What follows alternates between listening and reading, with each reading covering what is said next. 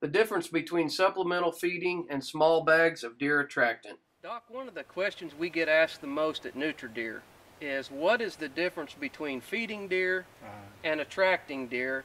And we constantly see an industry trend of people that think you can just use 1 or 2 bags of product a year and grow bigger antlers. Is that true? No, it's not true, and that's one of my pet peeves. I'm glad you asked it because, folks, there's a big difference between feeding deer and attracting deer. And I have absolutely nothing against attracting deer because that helps you in your harvest. But if you want to attract deer, you got to have a product that is highly attractive, that's easy to use, highly mobile. That's the kind of thing you want to use. Okay, and also I might point out does no harm. Right. There are a lot of attractant products that are made out of caustic ingredients that can do harm. So, you know, an attractant like you've got here is a great product for it as a hunting aid. When it comes to feeding deer, you want a product that does deer a lot of good. Right. And is available out there year round. An attractant product, you're just using it during the hunting season or coming up to the hunting season. A feeding product, you've got it out there for a pretty good while, maybe all year long. So yeah, there is a big difference. I'm glad you asked that question. Well, we get asked that a lot. How many tons of feed do you suspect a person that's supplementing the diet of a white-tailed deer with a free choice feeder like this Boss Buck feeder, how much feed will they go through a year to really see antler development and herd health?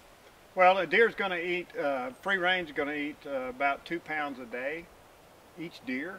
Right. So that's 60 pounds a month.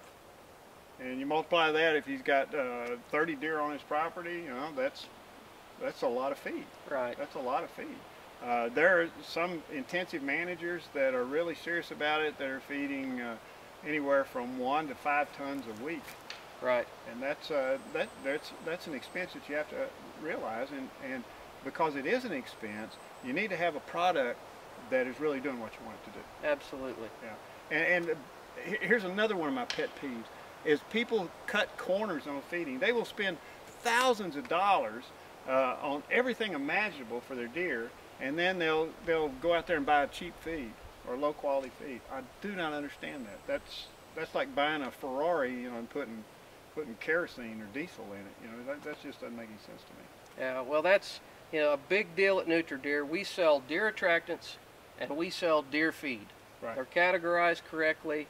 And you've heard it from Dr. Kroll here, yeah, the differences between the two. Yeah, and you clearly say it on the package. Right. That's what it is. So be careful, folks. Use a good product. Use it for what it's intended. Thanks for that great explanation, Doc, on the differences between big bags of supplemental feed and the small bags of deer attractant that a lot of folks are accustomed to purchasing today. We appreciate everything you do at your research center, testing our products to make sure that our customers are getting the quality that we want and all of the NutriDeer brand. Thanks again for watching our videos, everybody, from NutriDeer.com.